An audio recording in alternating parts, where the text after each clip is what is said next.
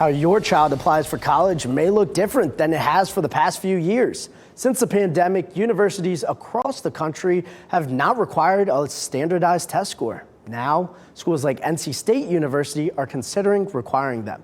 WRAL's Lauren Lovett is live with how students prepare for the change. What you got, Lauren? Yeah, so some students on NC State's campus submitted their scores while others didn't because of the waiver period during the pandemic. Now some students are questioning whether requiring these scores is even fair.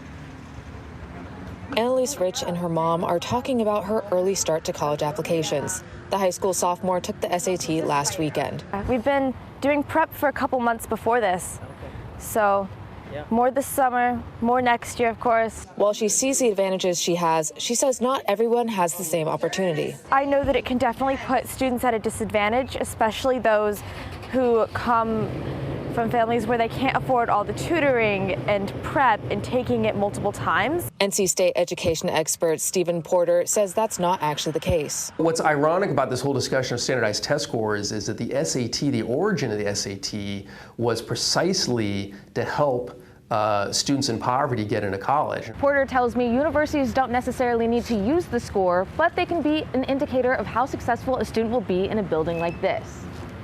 He says since every junior in North Carolina has to take the ACT, it makes sense for schools to require scores. I think there's a lot of different options besides simply not requiring students to submit a test score, which to my mind seems kind of ridiculous. The UNC system has a big decision to make, either require scores from each applicant or only from those who don't meet a minimum GPA.